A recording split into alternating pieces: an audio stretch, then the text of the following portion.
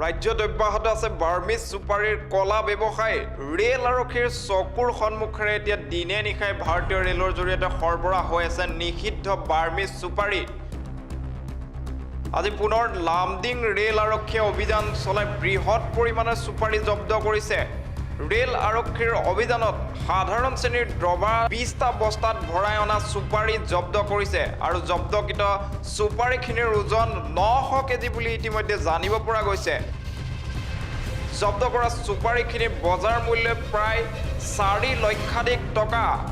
উল্লেখ্য যে যিমানে আৰক্ষী আৰু RPF তৎপৰ হৈছে সিমানেই কিন্তু সৰবৰাহকাৰীয়ে ন কৌশল অৱলম্বন কৰিছে আৰু আজি লামডিং ষ্টেচনত আৰক্ষীয়ে বৃহৎ পৰিমাণৰ চুপাৰী জব্দ কৰিছে আৰু 20টা বস্তাত ভৰাই আনিছিল এই চুপাৰীখিনি।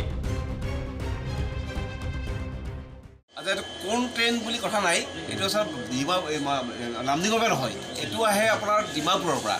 গতিকে কালি আহিছিলে মানে হেৰিখন যিখন আমাৰ ট্ৰেইনখন আছিলে নাগালেণ্ড ট্ৰেইন, সেই ট্ৰেইনখনত আহি চলন্ত অৱস্থাত নদীৰ পাৰত তেওঁক মানে কোনোবা দুৰ্বৃত্তই যোনে আনিছিলে সেই নদীৰ পাৰত মানে বস্তা পেলাই গৈ আছে।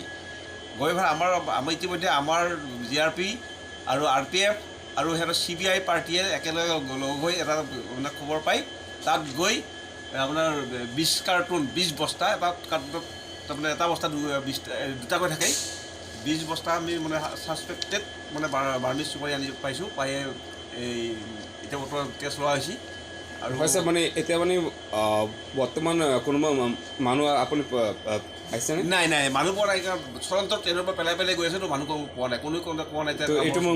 এইটো অনুমানিক মানে আমাৰ মানে এইটো মানে কিমান হ'ব? এইটো মূল্য প্ৰায় 8 লাখ ধৰক।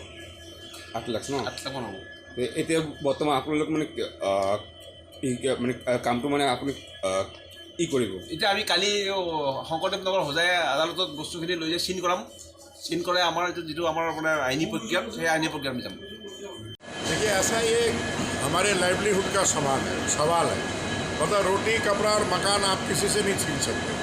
रेल ने अगर रेंटी बना के लेना है तो भाई हम लोग बना के देने के लिए तैयार थे। तो लाइवलीहुड की वजह से इसने जजमेंट दिया है कि जब तक फाइनली यहाँ पे सेटलमेंट नहीं होता दुकान सब खोलेंगे, क्योंकि लाइवलीहुड आप किसी की नहीं रोक सकते। तो हमें डबल बेंच में ऑर्डर मिला खोलने का, हम लोगों ने खोला है। पूरा डिवीजन सभी खोल रही है। अभी ये रेलवे डिसाइड करेगी उन्होंने कितने साल का देना है, क्या करना है, लेकिन वो लाइवलीहुड किसी का नहीं ले सकते। रिन्यूअल रेलवे को आगे देना है। ये कई जगह रेलवे ने रिन्यूअल दिया है, सारे पेपर्स हमारे पास है, सारे पेपर हमने कोर्ट में जमा किया हुआ है। तो उसी बेसिस में रिन्यूअल रेल कल ना परसों हमें देना होगा। रेंट जो भी होगा हम लोग जरूर देंगे रेंट। तो सबको यही बोलना चाहते हैं कि देखिए टाइमली हम लोग अपना रेंट दे रहे हैं, हर महीने टाइमली टैक्स दे रहे हैं। अभी देखिए 1936 से मैं खुद अपना प्रेजेंटली ये दुकान पर चला रहा हूँ। अभी मेरी एज 47 है। अगर अभी मेरे को बोलेंगे आप करो तो मेरे लिए पॉसिबल नहीं है, क्योंकि भाई मैं इसी से रोजी रोटी पाल रहा हूँ, इसी से अपने बच्चे पाल रहा हूँ। इसी के लिए मैंने अपना कैरियर सेक्रीफाइस किया है। इसी के लिए क्या है ना कि भाई मुझे उम्मीद है मैं यहाँ से कमाऊँगा, खाऊँगा, बच्चों को अपने दाल रोटी जो भी हो खिला पाऊँगा। तो मैं आशा करता हूँ कि भाई जो रेलवे का रेंट बढ़ाना है वो हमारे एग्रीमेंट में है। 10% 20% जैसे बढ़ाना है बढ़ाए, हम रेंट देने को लिए तैयार हैं। बेस्ट उनकी सैलरी जो भी थी हम लोगों ने बंद होने पर उनको एक महीना हम लोगों ने चलाया ताकि उनको घर परिवार। आप बताइए लामडिंग में ना कोई इंडस्ट्री है, ना कोई फार्म है, ना कुछ है। D class station, D category में पड़ता है NHC रिपोर्ट के हिसाब से। तो कैसे ये लोग अपना लाइवलीहुड सर्वाइव करेंगे, कैसे चलेंगे? तो यही एक है जिसके द्वारा लोग चल रहे हैं, खा रहे हैं, पी रहे हैं बस।